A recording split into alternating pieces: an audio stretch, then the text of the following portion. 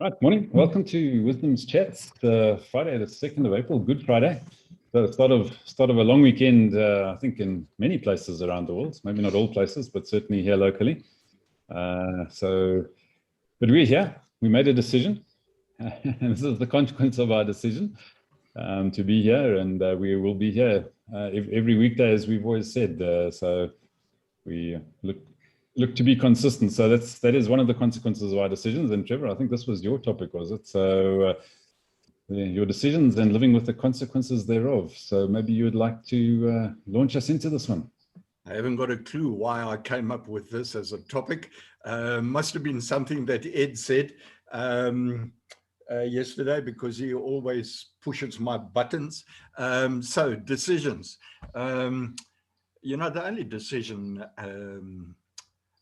that I can take on this topic is it's all about commitment.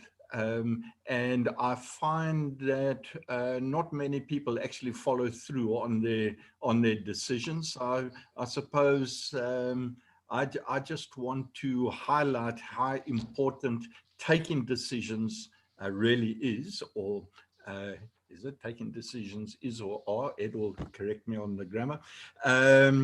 And following through on those. So I suppose it was a follow-up on excuses, making excuses. And I think making an excuse is a decision, perhaps a decision not to do the thing that you really want or need to do. So I've always been one that actually takes decisions very quickly and follows through on them with action, and then recognizing that it doesn't matter what decision you take, you're going to come up with challenges, and those challenges are going to frustrate you. But once you've taken a decision, you know that you've taken a decision to come up against challenges and find a way to either go through them, around them, over them, under them, but you just do whatever you can. And I suppose that's me following up on my comment yesterday, which was the most profound statement I could write. My only excuse is me. So I'm trying to pull what Ed calls a Trevor Nell, and redirecting the topic back to yesterday's topic. So if my only excuse is me, then take a blooming decision and follow through on that. And by the way, it's easy to push Trevor's buttons, okay? There's 1, 2, or 3, yeah. So I've got a couple of people. I've got 3 people here that push my buttons regularly. So I'm going to be tested today. But what I do want to do, and this I'm going to throw in for Ed. Man, I was listening while I was operating here to Ray. I've always called him Kurzweil because of Dory Wheel and the wheels that were involved in grocery shopping here. But I was listening to Ray Kurzweil, they call him in Australia, at an Australian summit in 2019. And what he did at that summit, on this link that I've put in front of you, Ed, you've got to look at it. Jasper, you've got to look at it. Ivan, get into it and listen to it in the background if you've got an opportunity. He brought up every graph that he plotted for the last 45 years, demonstrating why we are, as human beings, our well-being is growing exponentially. We're effectively wealthier and wealthier and healthier and way better off in every parameter that he could graph. And he had about 45 parameters on those graphs that he demonstrated. I think it is just incredible. And he made one statement which backs up a decision that we took on going ahead with Wisdom's Chats just over 368 days ago, just over a year ago, Herman. You may remember that we all switched over to Zoom, for some of us for the first time. And he made a statement in that which just blew me away. And that was the web, the internet. At the time that he was speaking about this, he said that it is growing every 10 years. It is growing 1,000 times, so that by 2030, it will be 1,000 times multiplied more effective than it is today. And by 2040, it will be another 1,000 times multiplied over 2030, every 10 years. And he ended up with a statement. And his statement was, it's just never going to come back. This thing is taking off at a rate that you will never know. And if you start listening to him, so let me relate that back to decisions. It means the decisions that we take today about where we are going to position ourselves in our thinking and our business and what we want to do in the future. I think I caught Herman talking about making a difference in Africa. I didn't quite catch exactly where he was, but on what platform do you position that? And Ed talking about climate change, on what platform do you position that? And it would appear that it is all digital. Now, here's, luckily there are no old farts on this forum.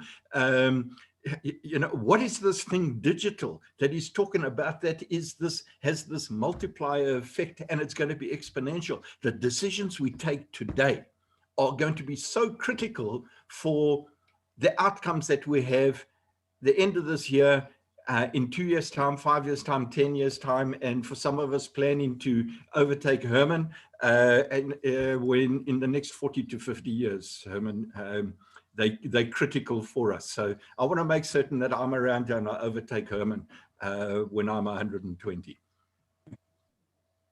All right. Well, I don't know. I've heard Herman does his steps exercises. So if you're running up and down steps every day, Trevor, you might overtake Herman. But I know Herman's keeping fit in the background there, and you can't do that digitally. You've got to do that physically. And so Herman, yeah, your thoughts on decisions that we take and the consequences thereof? Well, I think one of the biggest challenges is if we make a bad decision, are we still willing to take the consequences? And I think we have to, because ultimately, if it's a personal decision, whatever the outcome is, I'm responsible. But I think it's one of the big excuses many of us at least find excuses and reasons why things didn't work out. I mentioned earlier that we are developing a prototype in South Africa that may have repercussions across the African continent. And the reason we're going into a prototype is simply because we know that some of the decisions and the actions we take will not be the right ones. So a prototype is actually an opportunity for learning to convert a decision into action. And by the way, I heard a nice quote last night in another session I participated in, where the German philosopher Hegel said, the truth of an intention is in the doing. I think it fits into the subject or to the topic today. And so going back, Trevor mentioned that he takes decisions very quickly. I think that's a good thing on the one hand, but sometimes I think a bit of hesitation and thinking things through and reflecting on possible consequences. Because I think before we implement a decision, if I start thinking about potential consequences, I'm already reducing the possibilities for mistakes or negative consequence of the decision I take when I get into action. Because surely no decision that isn't followed by action, what's the point? Thank you. Great, thanks, Herman. Yeah, I think it is. Does always come down to what are you going to do about it, isn't it? So, Ed, what are you going to do about it? Oh, decisions. Yeah, I made a decision yesterday which resulted in this rather horrible, insistent noise disrupting my sleep this morning as the alarm went off. And I think I decided to be a bit antagonistic this morning. Yes, Trevor, I will watch that YouTube clip you put up there, but I think you have to be very, very wary of graphs and extrapolations. A friend of mine always makes this point. He had a child. 2 years later, he had another child. If you extrapolate that out, by the time he was sort of 10 years down the line, he's got 32 kids. So, you know, you just got to be careful with extrapolations. I think it's also interesting, actually, that certainly in the UK, we are seeing a decline in improvement in life expectancy and health, mainly due to obesity. So these things do change. Yeah, I think decisions are really, really interesting, because I think the environment you make decisions in dictates perhaps the outcomes and what you're prepared to do. And I use this as an example. I sit as a lay member on an oversight group for a research project looking at how our National Health Service contracts with the voluntary sector. So you can see my life is full of excitement. And the National Health Service, originally it was a sort of one size fits all thing, but now it's been broken down into what they call clinical commissioning groups, so smaller groups, and they can contract locally. And the idea being that very often local solutions are better than, especially around social care and mental health. So they can contract with smaller organizations working within the community, and the idea is it improves the service, but it just hasn't happened. The only contracts that are going to voluntary sector go to national organizations. And the reason is because if you're a person making a decision in a clinical commissioning group, and you make a decision that's different from all the other groups, you stand out.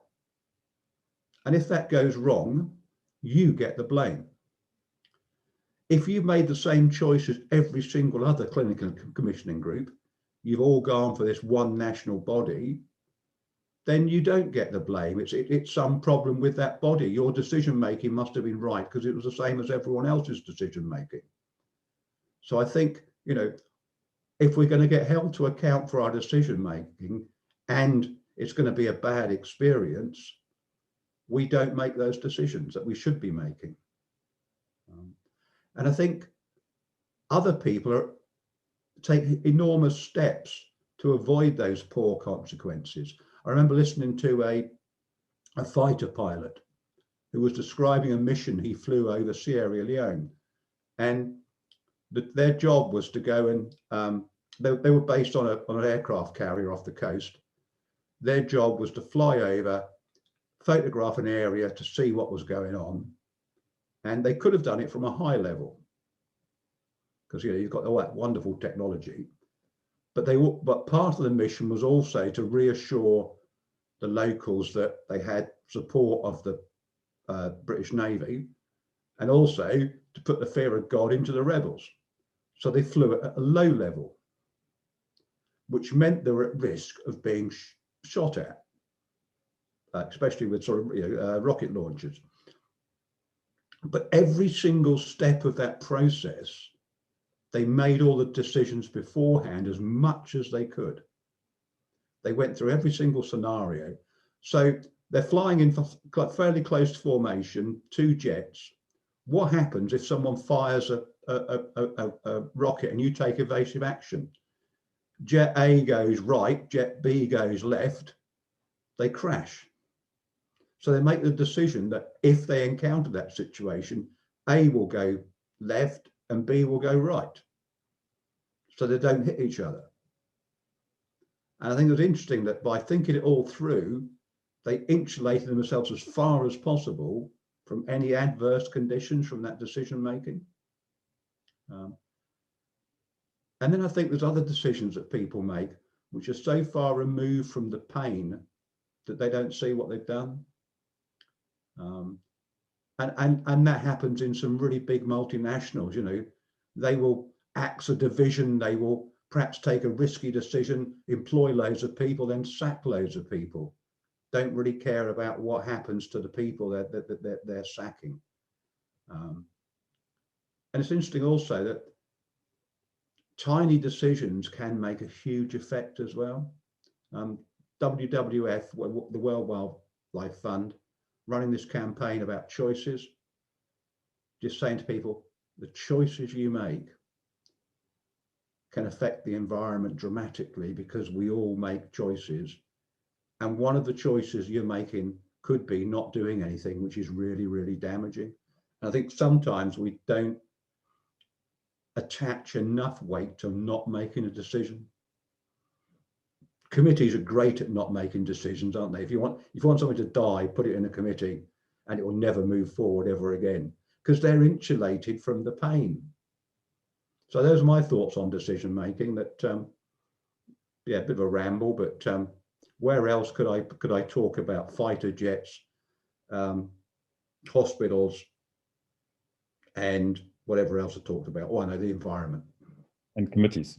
And committees and the danger of extrapolating graphs. Yeah, my friend hasn't got 16 kids. He also did a similar thing with the number of wives he's had, because he actually has had 4 marriages, and if he extrapolates that out, he's going to have sort of, you know, half the population's going to be oh, actually, just talking about that, have you ever come across that case in America of insurance fraud, where these guys wrote fictitious policies and in the end they had to employ loads and loads of staff just to keep the fraud going, and in the end they actually insured more people than there were in the United States of America, and they only insured people in America. Yeah, the decisions we make, yeah, whether they're good or bad, or whether they're intentionally good or bad, there's always a consequence, isn't there? So, I mean, it is fascinating, you know, the way people view decisions, and I must admit that I like your comment about the distance, you know, the distance people are from the result of the decision they make makes it easier for them actually to make bad decisions in many cases, you know, and one of the thoughts that came to my mind as you were talking about that, Ed, is the example of what's happened in lockdown. Certainly here in South Africa, and I'm sure in other places around the world.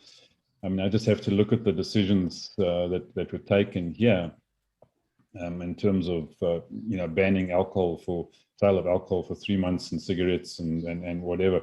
Now, people might not think that those are bad things to ban, but the damage that it did to the economy was absolutely phenomenal. You know, and I think in those first 3 or 4 months, you know, the lost revenue to the fiscus was somewhere in the order of 80-odd billion rand. And then what they did is they went and made another bad decision, and they went and borrowed 70-odd billion from the IMF. So, you know, if you hadn't banned that stuff in the first place, you wouldn't have had to take the loan in the second place. And now you've got a double whammy that's been created by a series of poor decisions, because they're being made from a distance and from I think a highly personal perspective with a global, well, with a national consequence. So it is interesting how people can sit in positions and make decisions of that nature without feeling the pain necessarily of the result, and I think that, you know, that is something that I hadn't really thought about before. So I appreciate you bringing that element up. But I have to agree with Ed in terms of the extrapolations. You know, I've spent a lot of time over the last 20 years doing budgets and forecasts and projections for various operations that we've looked at, and it's very easy to make a spreadsheet or a graph say exactly what you want it to say, and whether it's actually going to mean anything in the long term is a challenge. But, you know, if you don't do it, you've got nothing to base your plans and your actions going on, and nothing to measure yourself against. So I think that's you know, that's the counterpoint to, you know, to putting out fancy graphs and spreadsheets and budgets is what is the purpose? Is the purpose simply to present your intellect and your intelligence and your superiority, or is it actually a tool that you're using to determine whether your decisions actually were based on solid information and are being met by a solid action based, post that decision. And I think there for me, in that scenario, for me, the validity of having those kinds of things in place is very good. And, as Trevor said, Kurzweil claims an 86% accuracy on his future predictions from his past extrapolations. And if he's done that, then maybe there's some merit in his arguments. But I do wonder, how we all actually get to sustain and nourish ourselves digitally. If everything is going digital, where does the food come from? Just some of the basic fundamentals of life. And so, that's where someone like Herman with his projects, I think, come into the fore, in a big way, Herman, yeah. Yeah, but you must not forget that the whole digital tools that are available are playing a major role in agriculture, and even in relatively underdeveloped Africa, it's already happening. Drones being used. I read an article the other day, actually a whole series on greening the Sahel, and the potential is very good because it has got part of the world's biggest aquifers, underground. So there's a lot of water available. And without digital kind of efforts, that whole project would not be feasible. And it's not just something that's on paper, it's being implemented as we speak. But I fully agree with Ed's remark. I mean, decisions need to be made by the people who are ultimately responsible for the actions. If it's and we see that politically or politically, we see that we have super rich people who pay millions, if not billions, through lobbyists to impact on the politicians, so that decisions are made that disregard the interest of the majority of the population. You take America. For me, America is one of the most undemocratic countries on the planet. I'm not even looking at their voting system. You just take, I mean, if you look at, let me give you one example. In 2008, a lot of companies were too big to fail, and they got government assistance. And we're talking about Wall Street. And as you know, Wall Street, I think it was under Clinton specifically, was able to create instruments which eventually caused the economic breakdown in 2008, because they packaged unworthy bond dealings in, I don't know how it worked in detail, but they packaged them and sold them worldwide, causing a breakdown in the financial world. And what happened? They got bailed out. They have caused the breakdown. They got bailed out. And today they are more powerful than they ever were. So, sometimes I think you get involved in things, say, am I going to really be effective? Yeah, thanks, Owen. Yes, Ed. Yeah, I just wanted to come back on something you said, Ivan, and it could be a good topic for a future discussion. And it was around this whole thing with spreadsheets and forecasts and information and data and stuff. Because I remember when spreadsheets first came along, and I'm talking, do you remember SuperCalc, which was a spreadsheet that kind of everyone used, and then Excel took over, and SuperCalc is no more, I don't think.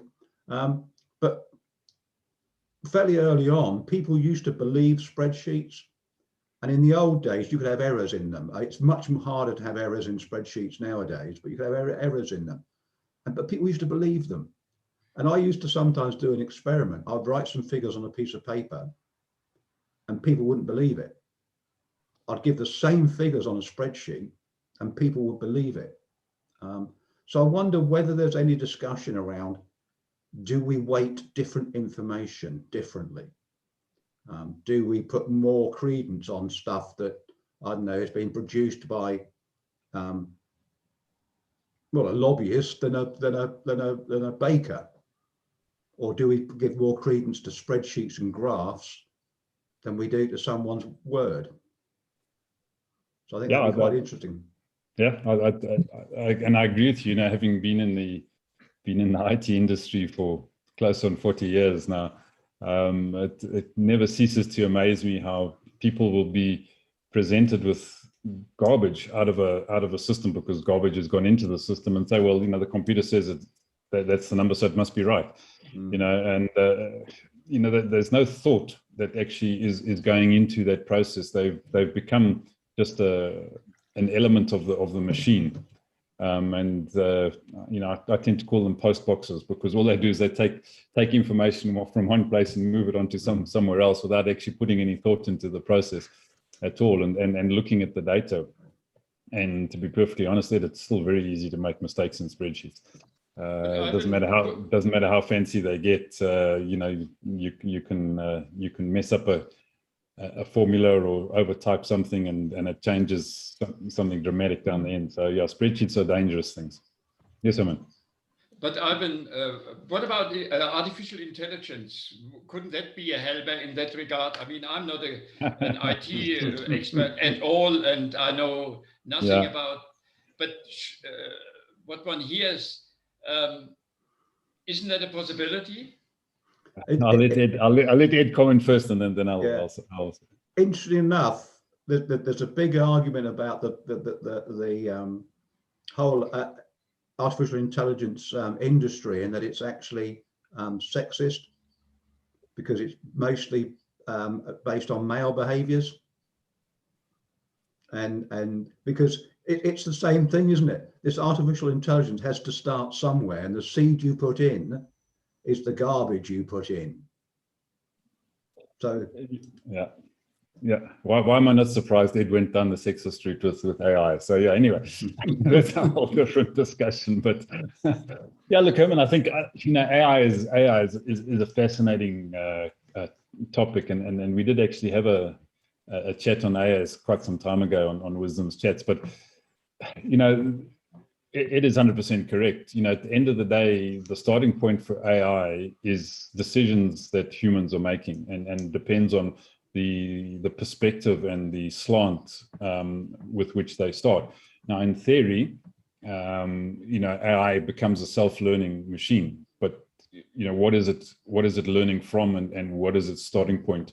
And here you get back into extrapolations again. So, you know, if you take and I think Ian Johnson, you know, loves his little example of flying an aeroplane, you know, and what I think he calls the 1 or the 2 degree rule. I'm not sure. Can't remember if it was 1 or 2. Trevor, can you remember?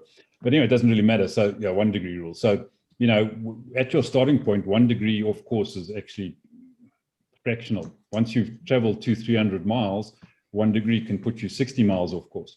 You know. You know, and I think AI has exactly that same inherent risk and problem.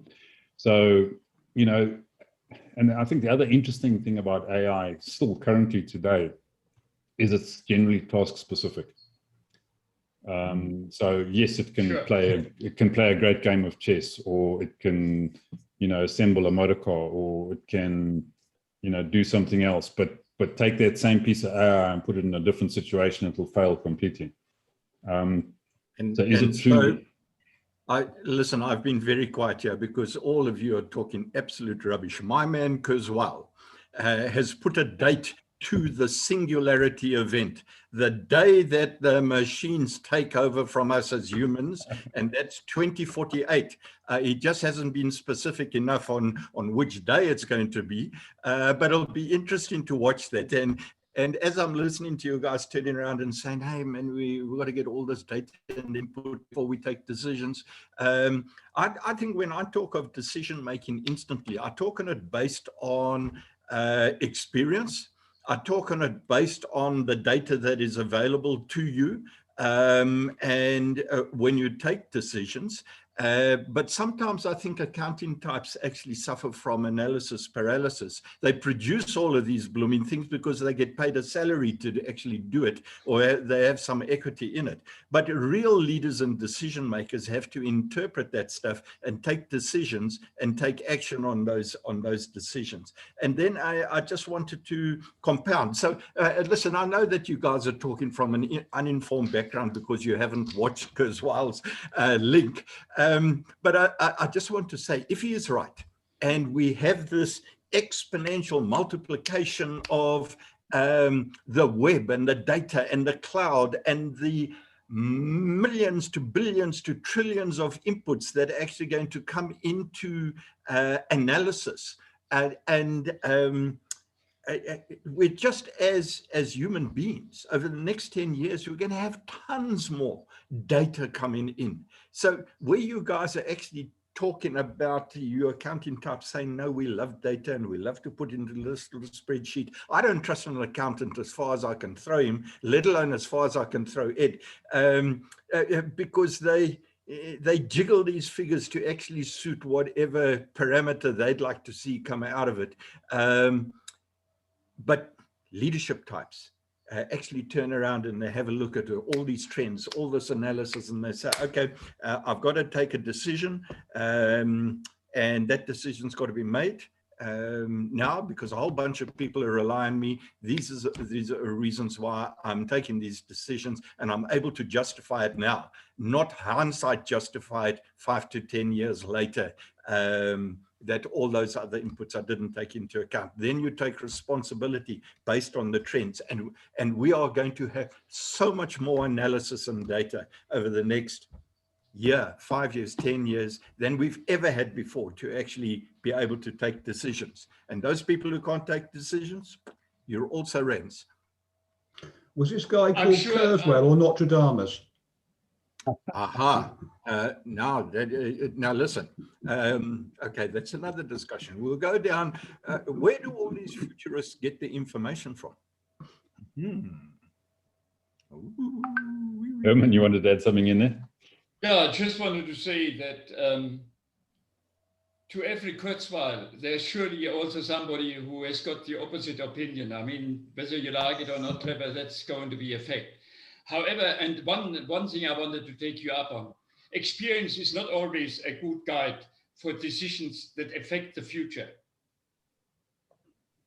To the contrary. Yeah, no, I think that's that's a very valid point, and yeah, I think Kurzweil is living in a different strata to most of the people on the planet, and his extrapolations and his spreadsheets are based on data. So it all comes back to the same thing at the end of the day. And I want to bounce back. I did make a note there in the chat facility for every point there is a counterpoint. Sure. To me, that is the most amazing thing about this planet. And that's where we have the freedom of choice to actually take a decision as to which direction we want to take. So, so I would be interested, if it's not Kurzweil, who is it we should be listening to, Herman? Because I think the smart decision maker tries to get as much input from as many different sources as possible to actually take their decision. And I think that's where I appreciate your comment, because at the end of the day, we're responsible for the decisions we take on all of that information. So the question is, who do you actually follow? And if you have no damn experience, what are you basing your decisions on? I talk canoeing down the Doozy River. Someone gets into a canoe for the first time. What are the quality of that inexperienced individual's decisions going to be made at the end of Devils or at the beginning of Devil's Rapid? Listen. Trevor, don't put anything into my mouth. I didn't say that experience is no good. I said the experience is not always the best guide for decisions that affect the future. Oh, because sure. we might be confronted with situations which we haven't experienced in the past. So there is no experience. That is all I'm saying. For every point, there's a counterpoint. So we're not going to wrestle on that. All right, Jed. I think as it was, your discussion on AI, I was thinking cows. Didn't have a clue what you guys were talking about. So artificial insemination and data input and all this sort of thing. What direction were you guys going down? No, well, That you includes say my that, Trevor, campaign about not using acronyms or initializations. Yeah. It causes But- confusions. But I would love to discuss it, and I think it fits in with what everyone else has been saying. You know, how much weight do we put to certain information, and how much weight do we put to other information? Yeah. No, I think it's a good one, Ed. So just to wrap up that discussion, I was on a networking call the other day, and this AI thing came up, and one of the ladies says, well, she grew up on a farm, and AI meant something completely different there. So I said, well, I like to flip it around completely because my initials are IA. So yeah. All right. So how much weight do we put on what data that we're using to base our decisions on? Was that the topic, Ed? And you know what? And perhaps name one or two people that none of us know about that you actually follow as input, which you think is extremely important. Because you can see I play with the Kurzweils out of Silicon Valley and all that sort of thing. And there Herman he's quoting German thinkers and deep thinkers, and you may have a completely different source of individuals that we should be looking at. Bring one or two of them to the party and let's analyze them. Let's see how AI impacts your selection of data, because that's a whole nother topic. But anyway, gents, have a fantastic weekend further, and we shall be talking data on Monday. So we're back on Monday at 8:00. But have a good weekend. See you then. I might be a few moments later. I'm looking for Easter eggs. When does the bunny come? They grow on trees, by the way, if you follow my social media. Oh, okay. Just ask Kurzweil. He'll tell you where to find them in the future. All right. Yeah.